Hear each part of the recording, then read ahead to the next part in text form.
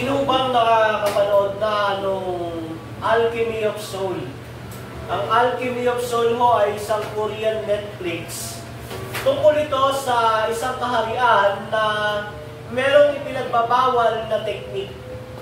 Merong yung kingdom na yon ay pinamumuluan ng mga mage o mga magician nung panahon nila. At meron doong ipinagbabawal na technique.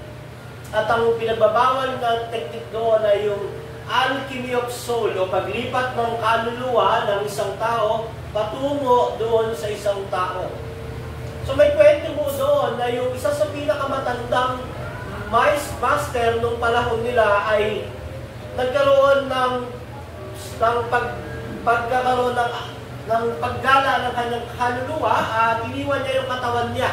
Yung kanyang kaluluwa ay naggala. Siyempre, hindi ito biblikala, ito ay lang. Ito ay fiction lang. So, iniwan tong master doon yung kanyang kaluluwa at yung kanyang disipulo, nakita yung master, akala patay na. So, ang ginawa, dahil matanda na yun, sinunog kaagad yung katawan na iniwan ng kaluluwa. Pagaling yung kaluluwa ng master niya, nakita niya sinusunog na yung kanyang katawan. Nagkataon naman, may batang na aksidente at yung bata na yun ay namatay din ng oras na yun. Patay, hindi huminga. Ang ginawa ng master, sumaanong siya, doon siya namirahan, doon sa katawan ng batang patay. Anong kinalaman nito sa ating mensahe? Bagamat hindi ganun exactly, pero ang tinuturo ng Biblia, ang isang tao wala kay Kristo ay isang patay. Hindi siya patay sa katawan, sa kaluluwa, pero sa espiritu siya ay patay. Malibang buhayin siya ng Diyos, saka lang siya sasampalataya at makakakilala sa Panginoon. Muli ho, tutuloy natin ang ating pag-aaral sa libro ng Efeso. Makibukas ho kayo sa akin sa Efeso chapter 2, 1 to 10. Efeso chapter 2, verse 1 to 10. Noong nakaraang linggo, ang tinalakay natin ng Efeso chapter 1. Tungkol ito sa mga taong hinirang ng Diyos bago palikhain ng mundo, ibinigay para kay Kristo. Bakit sila hinirang? Dahil sa pag-ibig ng Diyos.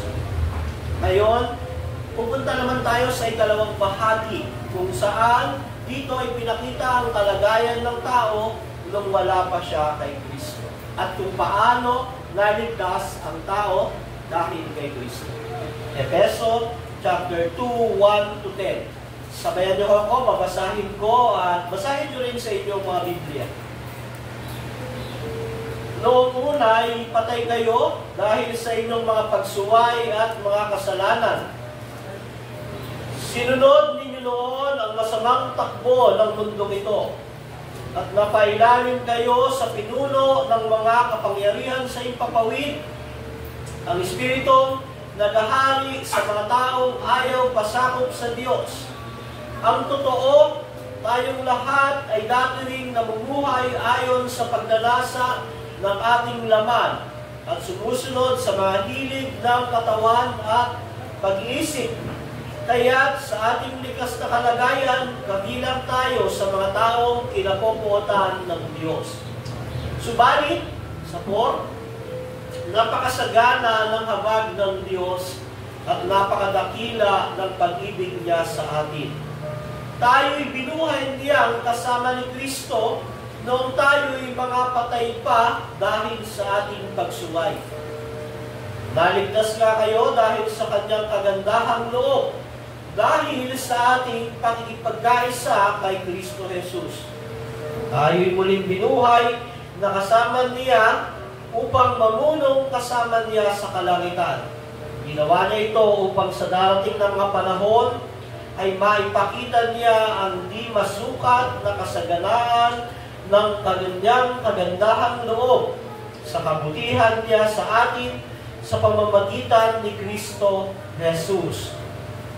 Sapagkat dahil sa kagandahang loob ng Diyos, kayo ay naligtas sa pamamagitan ng pananampalataya. At ito'y kaloob ng Diyos at hindi mula sa inyong sarili. Hindi ito bunga ng inyong mga gawa, kaya walang may pagmamalaki ang sinuman.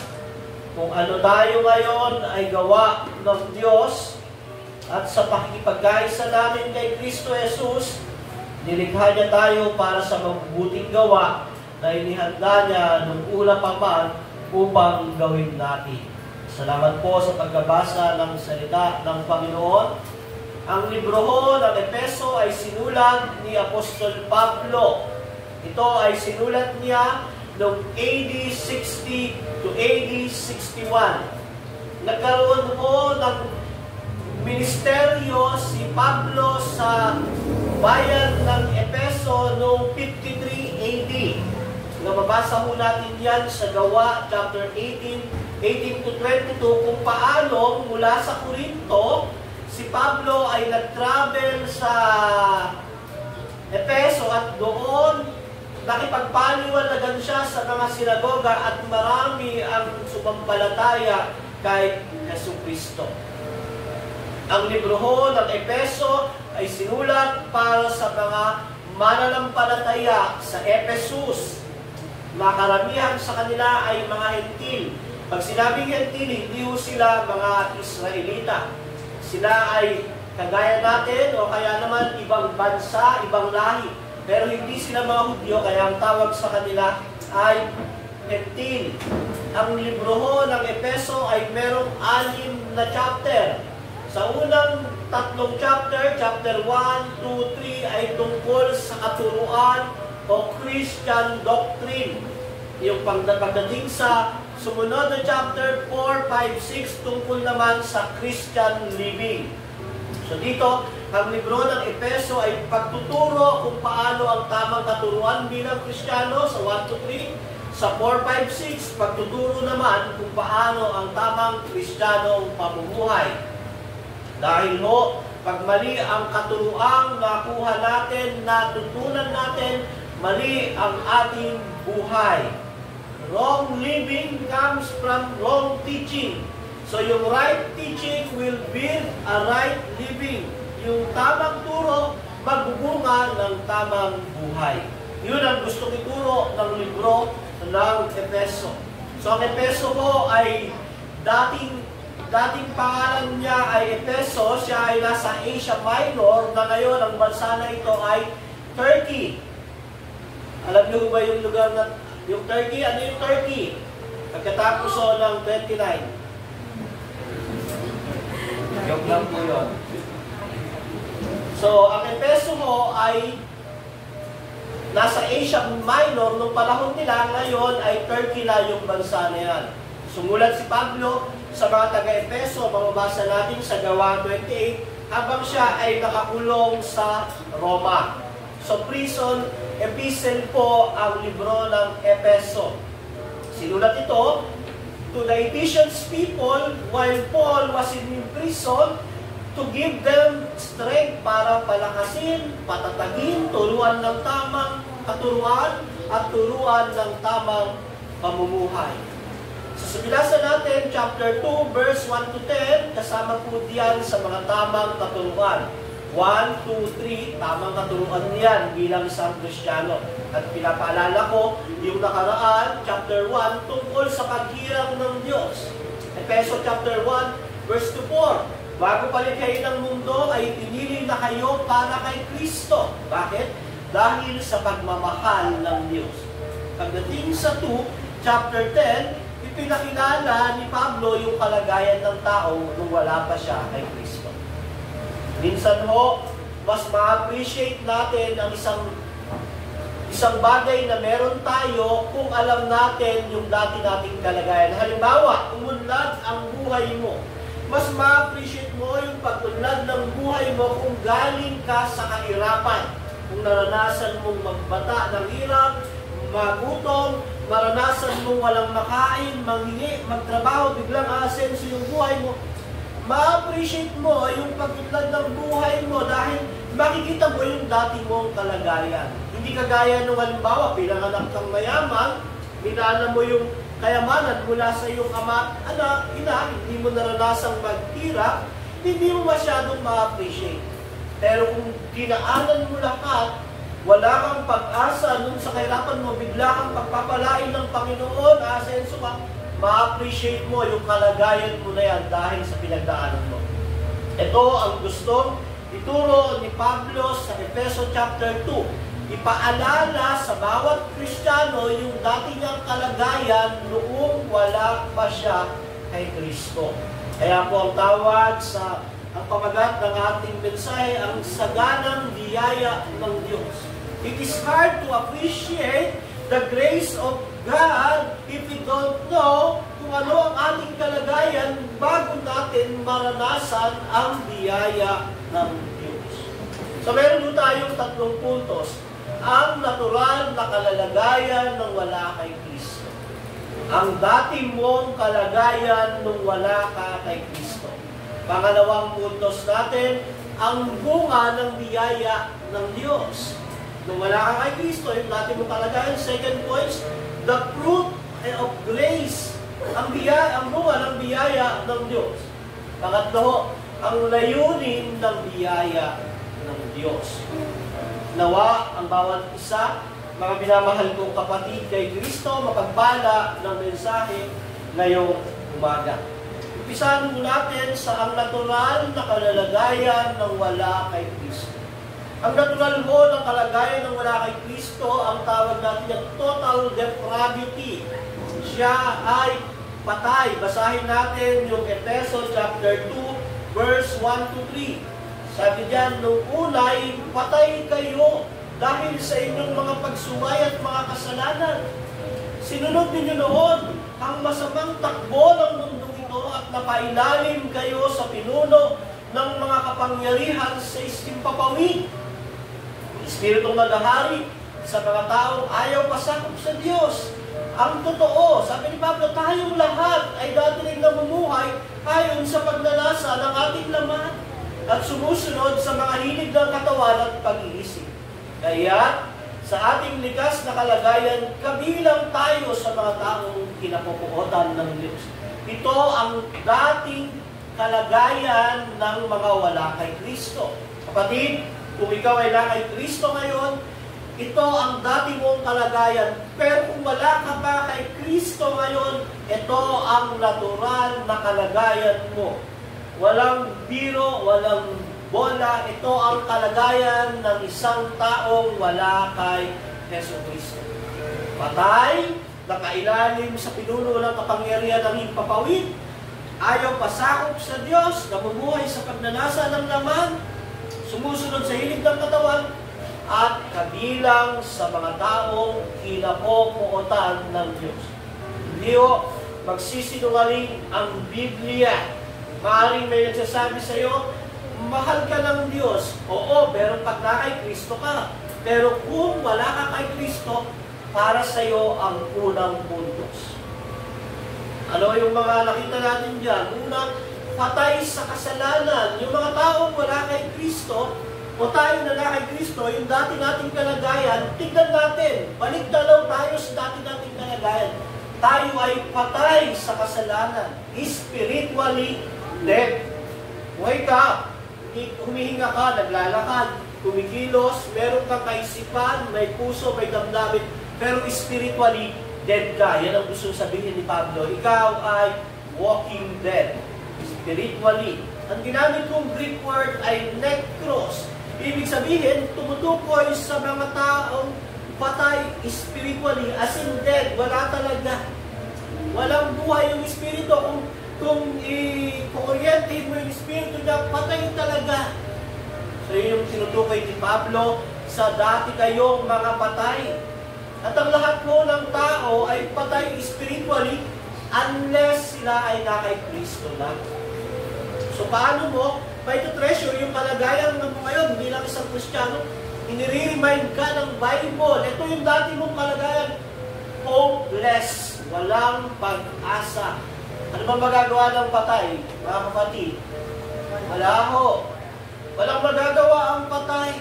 Kagaya ni Lazaro, nung siya ay nandoon sa libingan, ilang araw na siyang patay. Wala siyang magagawa. At ang nung dumating ang Panginoong Jesucristo, para buhayin siya, meron bang ambag si Lazaro para buhayin siya ni Kristo? Wala ho, ang ambag lang ni Lazaro, patay siya. Wala. Pero sabi ni Kristo, Lazaro, bumangon ka. Ganon din ho yung ating kalagayan. Patay sa kasalanan.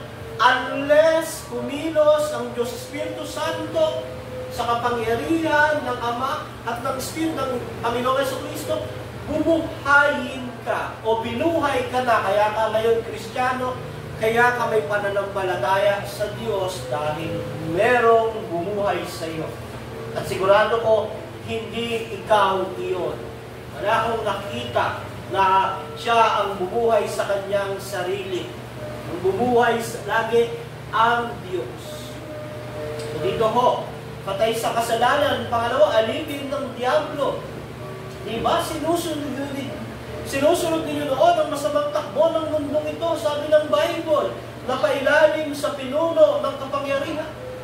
Willfully, nagpapasakop sa kasalanan, sa Diablo. Di ba? Yan yung kalagayan ng mga wala kay Kristo. Willfully. Gustong-gusto nila ng kasalanan.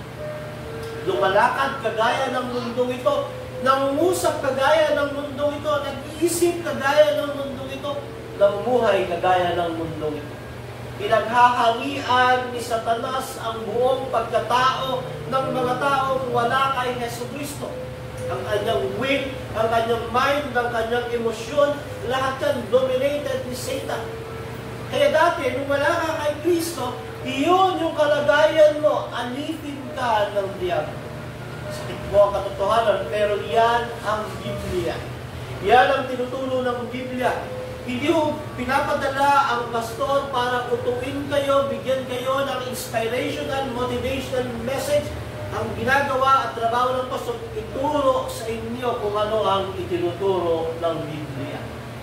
So ang taong wala kay Jesucristo, patay sa kasalanan, alipin ng Diablo. Kala nila, malaya sila, oo, may ginagawa nila yung hindi sila nakatali, hindi sila nakatanigalak. Pero in reality, spiritually dead and slave of sin, slave of Satan. Totoo naman po, wala akong taong malaya. Walang taong malaya. Reality yan. It's either you are slave of sin by Satan o alipin ka ng kasalanan at ni Satanas o alipin ka ng Panginoong Jesucristo. Kanino ka alipin? Sino ang master mo? Sino ang Panginoon mo? Ang kasalanan mo at si Satanas o si Kristo? Yan yung isang malaking katanungan sa bawat isa sa atin, mga minamahal mong kaibigan at mga kapatid. Sa dati nating kalagayan, sa mga taong wala kay Kristo, sila ay patay sa kasalanan, alipin ng Diablo at sumunod, sila na ay rebelde sa Diyos. Di ba? Ang totoo, sabi din sa binasa natin, tayong lahat, hindi sinabi ni Pablo kayo. Ang gusto sabihin ni Pablo, ang totoo, tayong lahat. Before ka nakakilala kay Kristo at wala ka kay Kristo, ang totoo, ikaw ay rebelde sa Diyos. Namumuhay ayon sa pagnanasa ng ating laman, sumusunod sa mga hilig ng katawan. In reality mo, ang mga taong wala kay Kristo, namumuhi sila sa Diyos. Kung meron man silang hinahanap na Diyos, yun yung Diyos-Diyosan na ginawa nila ayon sa kanilang kagustuhan. Isang Diyos na susunod ayon sa kultura, isang Diyos na susunod ayon sa kanilang preparasyon o gusto-gustuhan. Pero hindi iyong Diyos ng Biblia. Hindi ho ang Diyos ng Biblia ang susunod sa atin. Tayo ho ang susunod sa Diyos ng Biblia. So yung mga taong wala kay Kristo, mga taong hindi pa na sumasampalataya kay Kristo, sila ay walang interest sa pagsunod sa Diyos.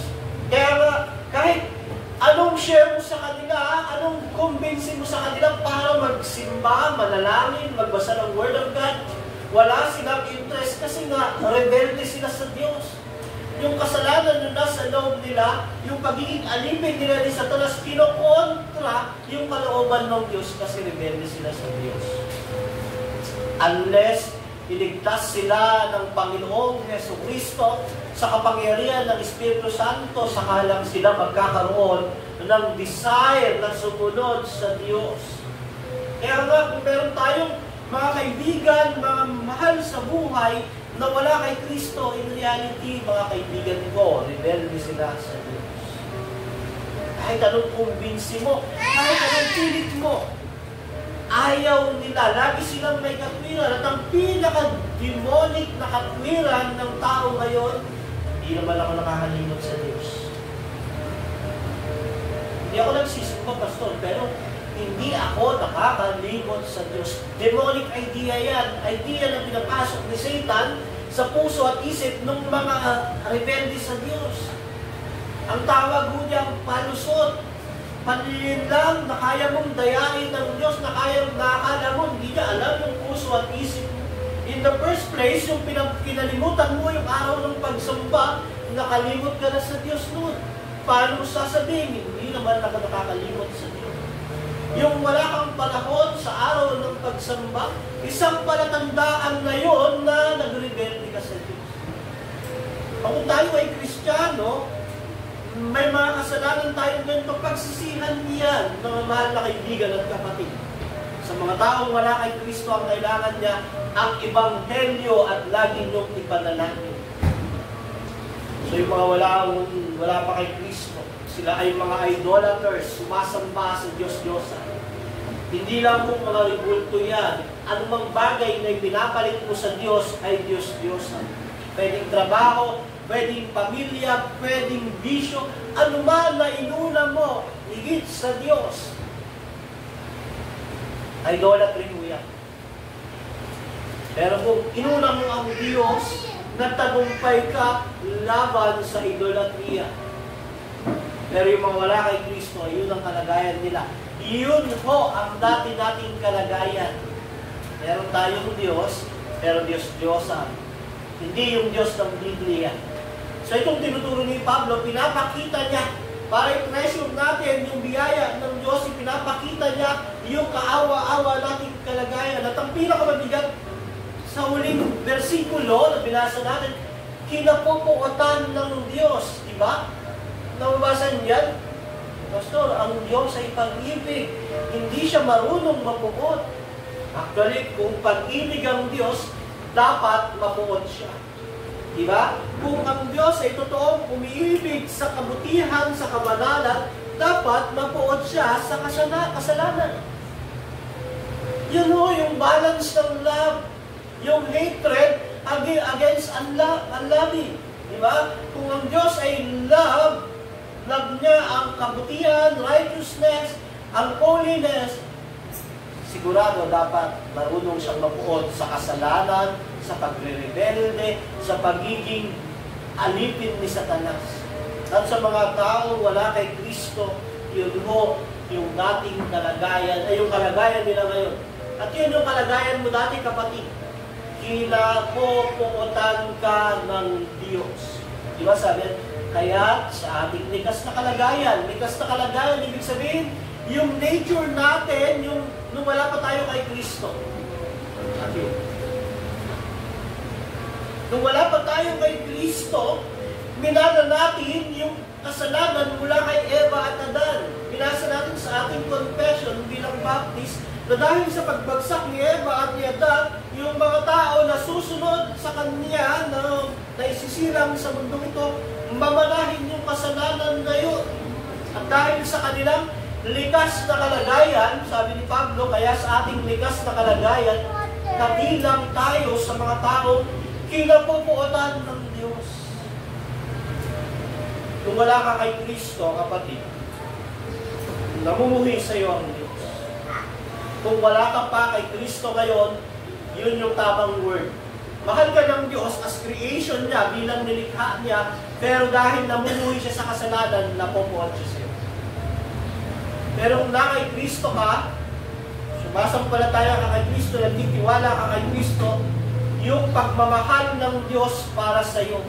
Alam mo yung pagmamahal na mas higit sa sino mang pwedeng magmahal sa iyo? Yung pagmamahal ng magulang, minsan conditional yan. Di ba? Lalo na pag lumalaki na yung tao, nagiging conditional minsan ang pagmamahal ng magulang. Di ba? Kung sino yung malakas magbigay sa magulang niya, yun yung mas mahal. Pero ang Diyos hindi conditional ang pagmamahal. Pag na kay Kristo ka, mahal na mahal ka ng Diyos kahit madalas nagkukulang ka, kahit madalas marami kang kahinaan, yung pagmamahal niya sa mga taong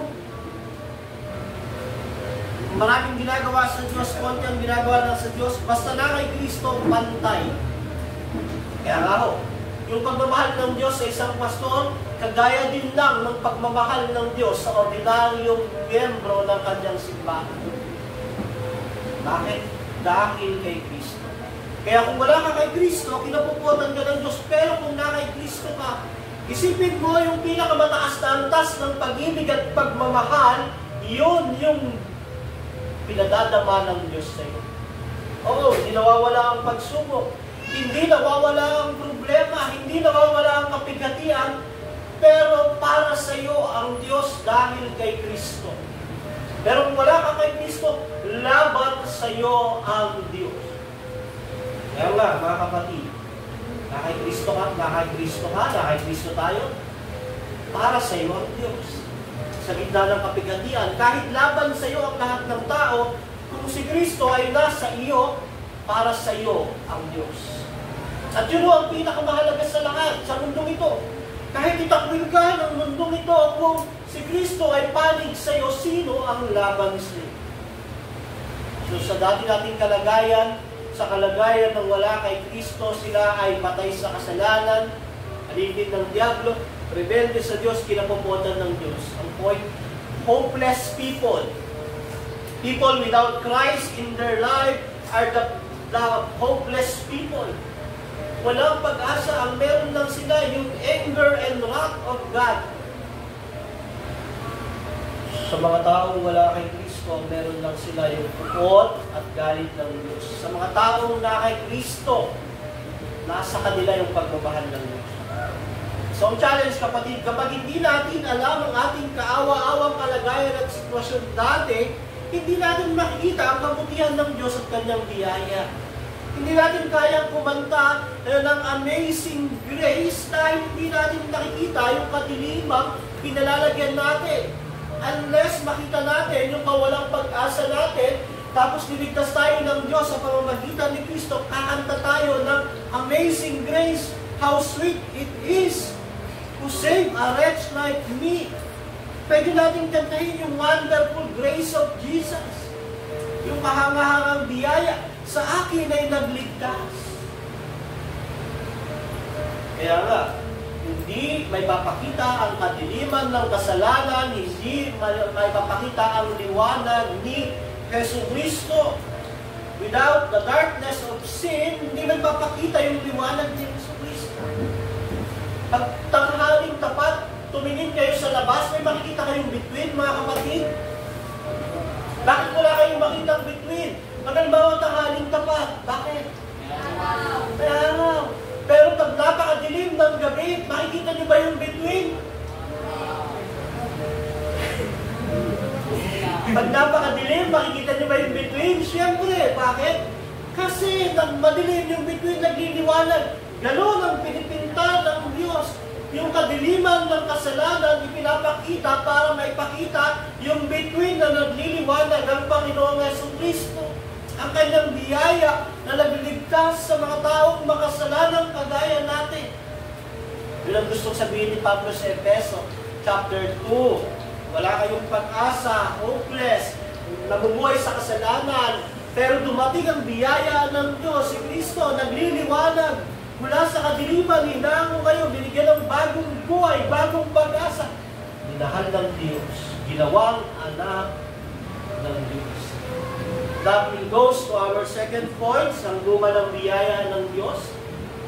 Chapter 4, from death, pagiging patay, pagiging alipin ng diablo, pagiging makasalanan, kinabubuhatan ng Diyos, sabi sa chapter 4, subalit napakasagana ng habag ng Diyos at napakadakila ng pag-ibig niya sa atin. Ano yung ginawa? Tayo'y binuhay niyang kasama ni Kristo noong tayo'y mga patay pa dahil sa ating pagsuway. Naligtas nga kayo dahil sa kanyang kagandahang loob. Dahil sa ating pakikipagkaisa kay Kristo Jesus, tayo'y muling binuhay na kasama niya upang mamunong kasama niya sa kalangitan. Ang Diyos, di ba? Sabi diyan, subalit napakasagana ng Diyos, but God, ang Diyos, take note po, napakasagana ng habag ng Diyos, ang bida sa kwento ng kaligtasan mo, ang Diyos, hindi ang tao kasi patay. So wala akong magmamayabang na kaya ako naligtas kasi ako ang pumili kay Kristo. Yung pagpili mo ay bunga ng ginawa ng Diyos na pagbuhay niya sa iyo mula sa pagiging patay. Hindi ang tao ang unang pumili sa Diyos at kumilos. Ang Diyos ang unang pumili at nagpakita ng kanyang habag. Ang Diyos ay may ginawa sa ating kaawa-awang kalagayan. Di ba? Niligtas tayo. Mabiyayang kumilos ng Diyos.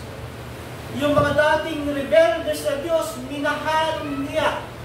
Di ba? Napakasagana ng habag ng Diyos. Napakadakila ng pag-ibig niya sa atin. A dead sinner, slave of Satan, evildoer, is loved by God. Ang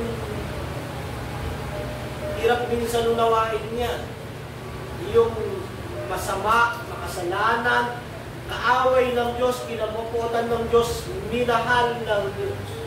Dahil ang sinasabi ng Roma 5, chapter 6, verse 28, pinadama ng Diyos ang pag-ibig niya sa atin nung tayo'y mga kaaway niya, mga namumuhay sa kasalanan, mga taong rebelde sa Diyos. Kailan kami minahal ng Diyos? Noong kaaway ka niya.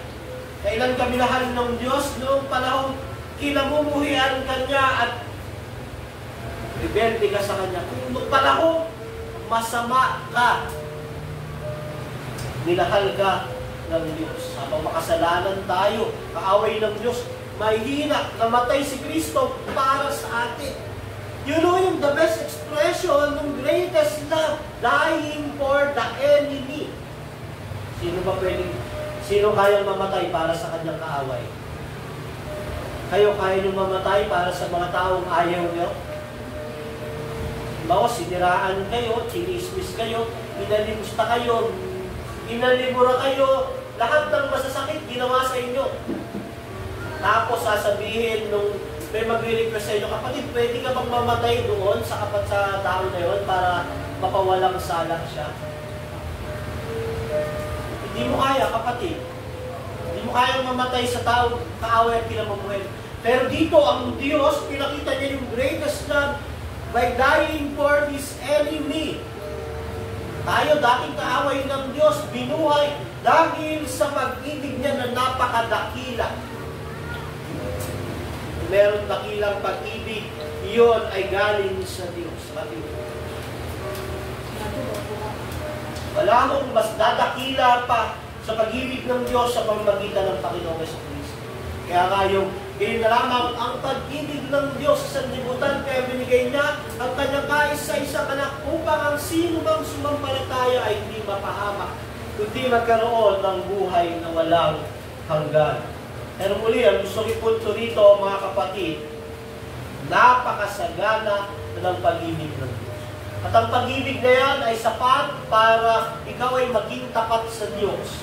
Ang pag-ibig na yan ay sapat para talikuran mo ang mga masasamang gawa at magpatuloy sa buhay ng isang Kristiyano.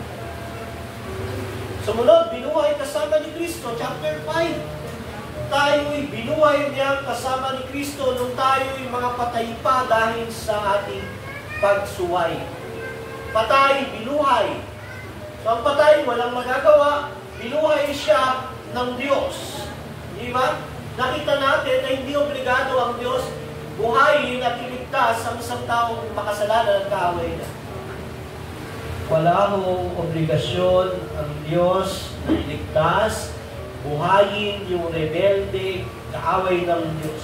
Pero He chose to save us dahil sa Kanyang pag-ibig at biyaya. Kaya ang kaligtasan nagsisimula sa pagbuhay ng Diyos, kaya sumampalataya ang tao. Yung tinatawag natin na regeneration precedes faith. Pag born again, saka siya nabuhay. Binuhay muli, kaya siya sumampalataya. Hello? Konti na lang po. Tiisin nyo lang. Sa panahon daw po ng worship service, aktibo si Satan. Alam niyo kung nasaan siya. Nandito sa Piligmatan, dito siya ilahatak ng mga. Kaya gagawin nyo, dapat yung mga unang Kristiyano, may dala silang toothpick, yung iitin dito. Pero ano mo, laban niyan, spiritual na pakikipaglaban ang preaching ng Word of God, ang worship service, dahil sa panahon na yan, nagiging aktibo yung kahinaan ng ating katawan. Ayaw ng mga taong laman natin yung spiritual na bagay. Bakit? Kasi po, kontra iyan. So bilang mga mananampalataya, kailangan natin labanan yung hantok, yung distraction, yung paglipad ng ating isip. Labanan natin yan, yung habang nasa church ka, iniisip ko yung trabaho mo. Diba? Sabi ni Augustine, ang Kristiyano raw mo, ganito. Habang nasa trabaho, ang iniisip niya ang Diyos at ang church. Ang unbeliever, ganito. Habang nasa loob ng church, ang iniisip yung trabaho. So, hindi tayo dapat ganon. Pagdating ng worship, i-focus natin sa Diyos. Pagdating ng trabaho, i-focus natin ng maayos sa trabaho. May panahon para husayan natin ang ating pagtatrabaho, pero may panahon para sa Diyos. At ito ang araw na yon, yung tinatawag natin na Lord's Day, Sunday. Dito, nakita natin, binuhay kasama ni Kristo. Kaya wala tayong pagmamalaki na tayo ang unang kumilos, tayong gumawa ng ating kaligtasan. Hindi tayo ang gumawa ng ating kaligtasan. Ang Diyos ang gumawa ng ating kaligtasan dahil binuhay niya tayo. Patay, binuhay, naligtas. Ganun mo, patay ka sa kasalanan, binuhay ka ng Diyos, sumampalataya ka, naligtas. Naging una ang Diyos, kapatid. Bakit? Para wala tayong ipagmamalaki.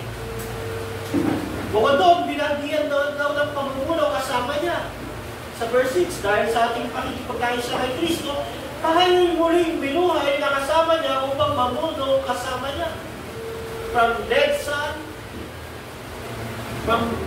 son of a devil, mula sa pagiging patay na anak ng demonyo, binuhay para maging anak ng Diyos.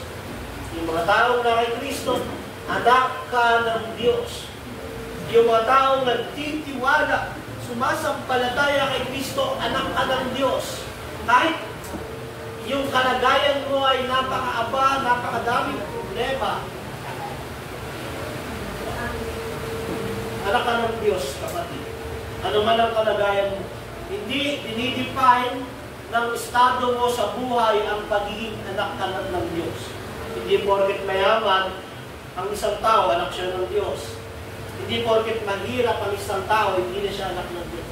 Ang definition ng anak ng Diyos ay na kay Kristo. Kung ikaw ay na kay Kristo, kahit ikaw pinakaabang tao, ikaw ay anak ng Diyos. Para sa iyo ang kayamanan ng kalakitan. Para sa iyo ang buhay na walang hanggan. Para sa iyo ang pagmamahal ng Diyos. Para sa iyo ang Diyos. Kung para sa iyo ang Diyos, sino ang laban sa iyo? Meron kang lakas para pagpatuloy sa buhay na ito na nakataas ang noo at sinasabing si Kristo lang ang buhay ko. Si Kristo ang kagalakan ko. Si Kristo ang kalakasan ko. Kay Kristo ang buhay ko. What is the chief end of man? To glorify God and enjoy Him forever. Mararanasan mo yan kung ikaw ay na kay Kristo. Nakita natin, dating kalagayan, patay, binuhay ng Diyos. Ngayon, ano ang layunin ng biyaya ng Diyos? Bakit ka binuhay? Para ba, wala lang, para mag-enjoy? Hindi gumagawa ang Diyos ng walang kabuluhan. From death to life, for His reason, for His purpose. Chapter 8 to 10, sabi diyan, sapagkat dahil sa kagandahang loob ng Diyos, for by grace, kayo ay naligtas sa pamamagitan ng pananampalataya.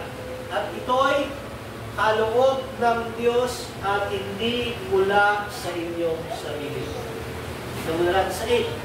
O dahil sa kagandahang loob ng Diyos, kayo'y naligtas sa pamamagitan ng pananampalataya.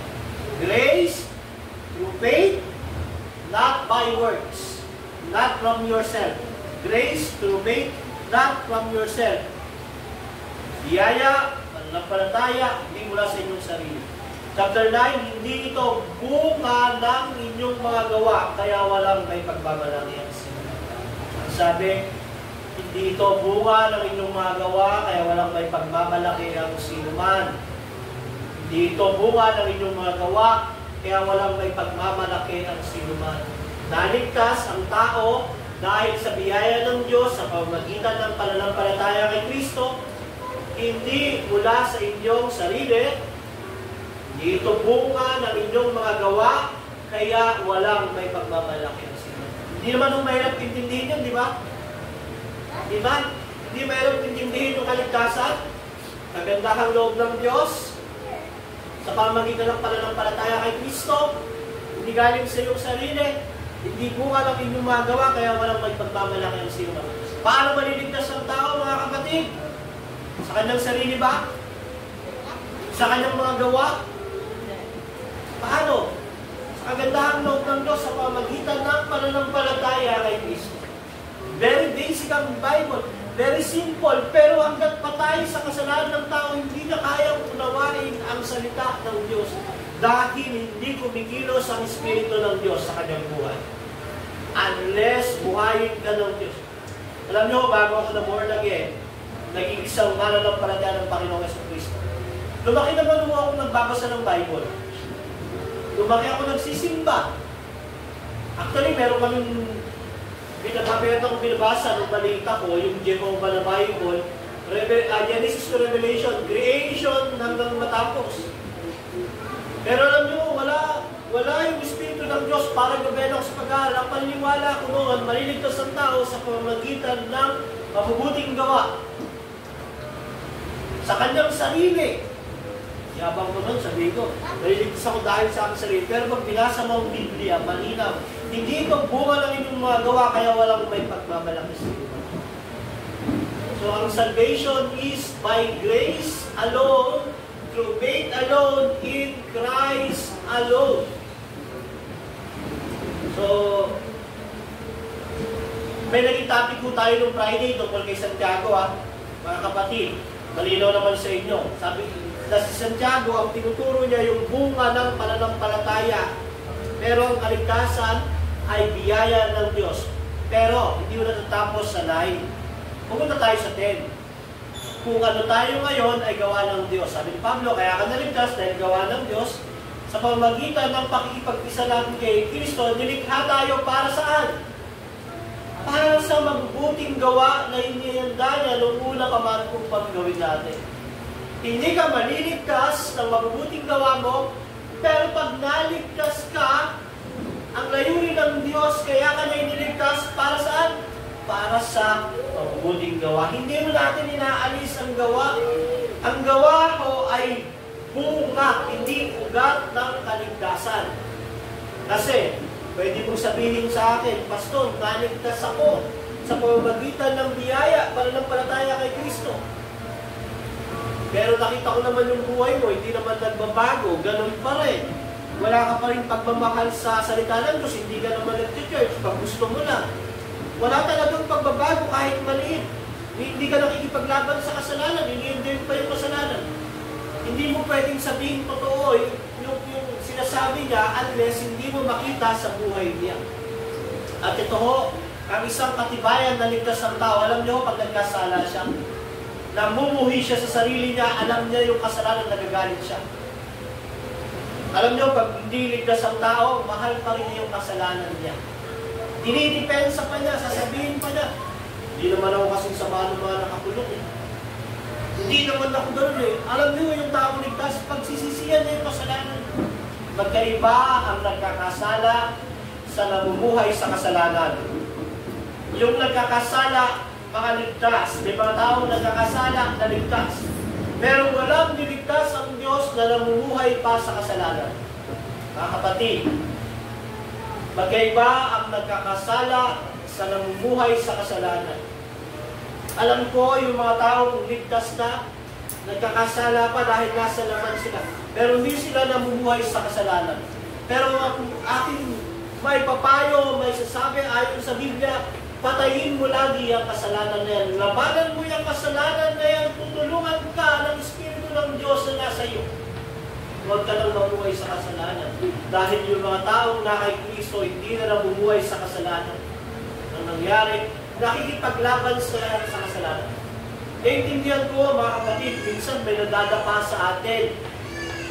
Tinatanda po, inuulawa kayo dahil lahat tayo nagkakasala. Pero yung mamuhay ka sa kasalanan, isang malaking kalokohan iyon. Ang tao na kay Kristo ay isang bago ng nilalang, wala na yung dati niyang pagkatao. Sa makatuwid, hindi na siya namumuhay sa kasalanan, bagaman may tayong nagkakasala siya. Muli, ang layunin ng biyaya ng Diyos para sa mabubuting gawa. Una, para i-accomplish yung kaligtasan sa pamamagitan ng biyaya, sa pamamagitan ng sariling pamamaraan ng Diyos. At ang pamamaraan mo ng Diyos ay pananampalataya. Kanino? Kay Kristo. Yung pananampalataya kay Kristo ang nakapagliligtas, hindi yung pananampalataya sa ating pananampalataya. Alam niyo yun? Iniisip? Yung faith mo, nasa faith mo, mali mo yun. Yung faith mo dapat na kay Christ. Kaya yung faith to faith, nagbubunga ng kayabangan yan. Tignan natin ha. Alam mo kapatid, ang lakas ng pananampalataya ko. Ang yabang parang siya nagligtas sa iyo. Ang tama ko, ang pananampalataya ko, nakalatag kay Kristo dahil siya yung malakas. Hindi tayo yung malakas. Yung sinasampalatayaan natin ang nagbibigay ng lakas sa atin. Kaya ako, illustration ko, ito tayo, electric fan. Ito yung faith, yung kable. Pag hindi ba nakasaksak yan, may power? Wala. Si Kristo yung power. Kaya pag yung Kristo na pinaniniwalaan mo ay hindi Kristo ng Biblia, wala mong power sa buhay mo. Diba? Marami yung klase ng Kristo. Yung Kristo na mapagpakumbaba, yung Kristo na propeta lang, yung Kristo na tao lang, yung Kristo na teacher lang. Pero yung Kristo ho ng Biblia ay Diyos. At yung sinasabi ni Pablo sa napag-aralan namin kahapon, we preach Christ crucified. Yung Kristo ng Biblia ay pinako sa krus. At yung pinako sa krus na yon, nabuhay nung ikatlong araw, umakyat sa langit at muling babalik siya ang kahaton. Yung Kristo na po yun ang nagbibigay ng kapangyarihan. Kung hindi nandoon yung faith mo, ikaw ay nasa blind faith natin. Wala doon sa Kristo na yun, nasa Biblia ang pananampalataya mo. Masakit aminin ang katotohanan, kapatid. Ligaw. Marami yung relihiyon. Lahat ng relihiyon may Kristo. Tandaan natin ha, lahat ng relihiyon may Kristo. Kristo ng INM, Kristo ng Jehovah, Kristo ng mga Oneness, mga Unitarian, may Kristo sila. Pero hindi yun ang Kristo ng Biblia. Ang Kristo ng Biblia ay isang tunay na Diyos, tunay na tao na muhay dito sa mundong ito.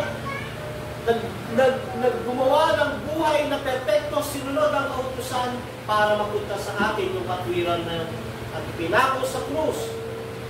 Yung Kristo na yon ay namatay sa krus ng Kalbaryo para tubusin tayo sa kasalanan. Doon tayo sumasampalataya sa Kanyang gawa, sa Kanya mismo, yung persona, yung Diyos na nagkatawang tao.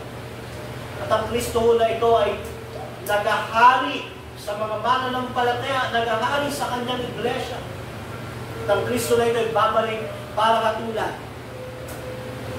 Yun ang Kristo ng Biblia. At kung hindi iyon ang Kristo natin, delikado tayo. So, dilikha tayo for good works, for His glory. Kung ano tayo ngayon, gawa ng Diyos. Muli, faith without work is dead. Pwede mo sabihin sa akin, Pastor, ligtas ako, na-born again ako. Sumampalataya kay Kristo. Gusto ang buhay mo, kapatid? Namumuhay ka ba sa kasalanan? Nakikipaglaban ka ba sa kasalanan? Nagbabasa ka ba ng Biblia? May desire ka ba sa church? Meron ka bang desire sa local church membership? Yun ang ebidensya. Tawag na mga desire na rin. Ebidensya ba? Pwede mo namang sabihin, Pastor, ligtas ako.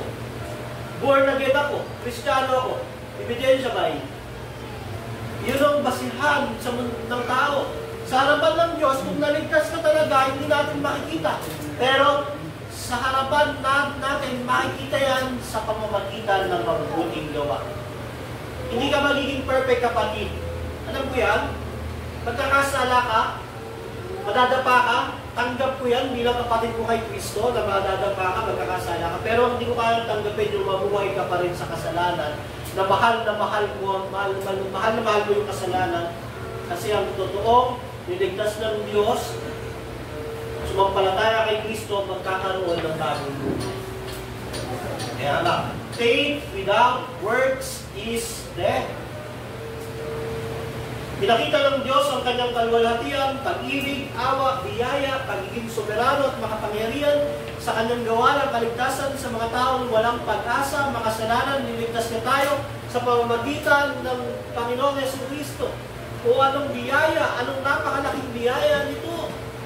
Undeserving, rebel, sinner, binuhay ng Diyos para mahalin niya, ginawang anak. Napakalaking biyaya. At ang biyaya na yan, mga kapatid, nagbunga ng mabubuting gawa. Muli, sa ating konklusyon, ang natural na kalagayan ng tao kung walang biyaya ng Diyos, patay, rebelde sa Diyos, kinakukutan ng Diyos. Pero pag dumating sa Kanyang biyaya ng Diyos, mula sa pagiging patay siya ay bubuhayin, mula sa pagiging rebelde, magiging kakampi siya ng Diyos, mula sa pagiging kinakukutan ng Diyos, magiging anak siya ng Diyos, mula sa pagiging hindi siya mahal ng Diyos, mahal na mahal siya ng Diyos. Sabihin mo sa sarili mo, dahil kay Kristo, mahal na mahal ako ng Diyos. Dahil kay Kristo, mahal ko rin ang Diyos. Sabihin mo sa sarili mo, hindi basihan yung pagiging mahirap natin, kulang tayo sa kayamanan ng mundo ito para hindi tayo maging anak ng Diyos. Ang basihan ng Diyos ng pagmamahal niya ay si Kristo. Are you trusting in Christ? So, ang buha ko ng biyaya ng Diyos, buhay na spiritual at buhay na walang hanggan.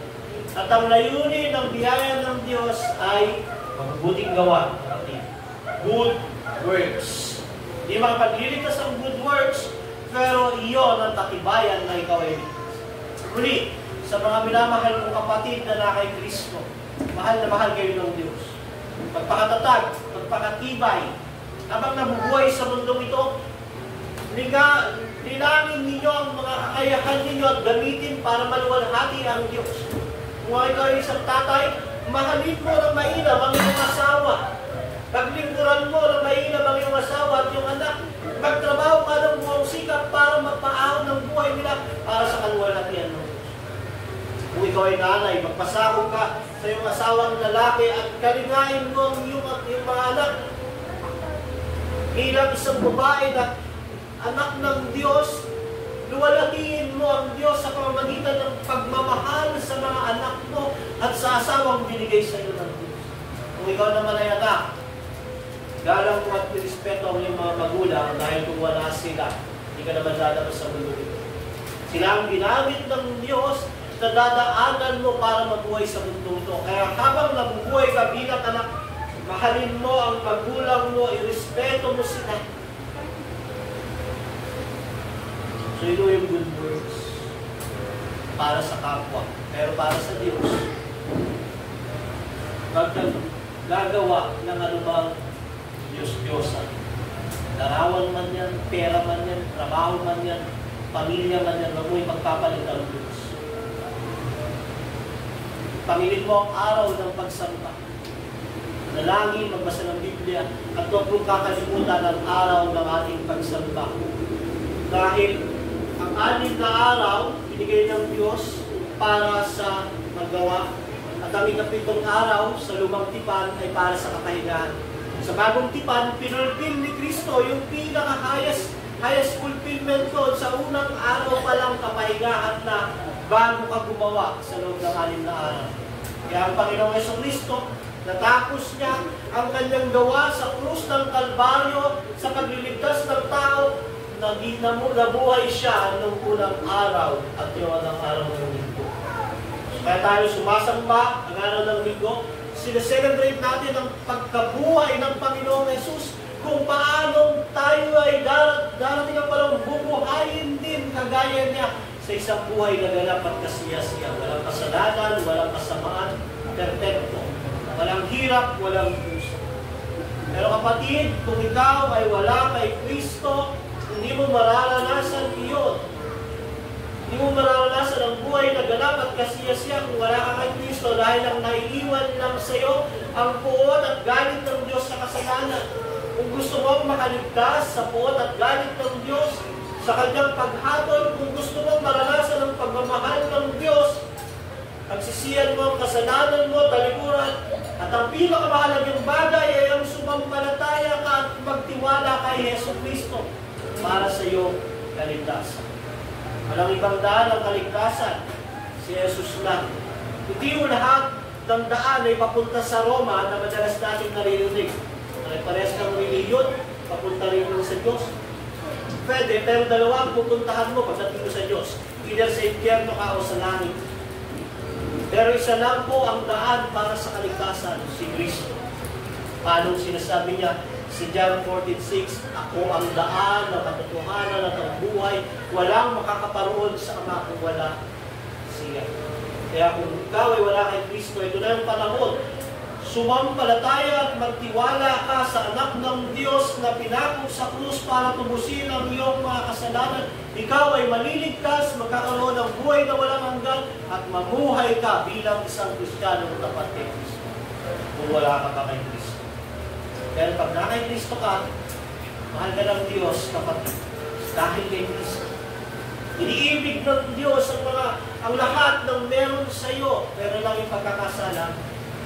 Pero yung pagkakasala mo, kayang gawin ng Diyos yan para ito iayos yung mga bagay na hindi ayos sa buhay. Pero ang aking masasabi, patayin mo palagi yung kasalanan sa buhay. Bagamat mahal tayo ng Diyos, bilang mga anak niya, mahal din tayo ng Diyos para bilang mga anak niya, kaya dinidisiplina niya tayo. So kung ikaw ay kay Kristo, nagkakasala ka, hingin mo ng tawad palagi. Pero huwag ka nang mamuhay, paglabanan mo. Bakit? Namamahalo mo ang ating amang nasa langit. Kahit mahal niya ang anak niya, kung ito ay mapapahamak, pinapalo niya.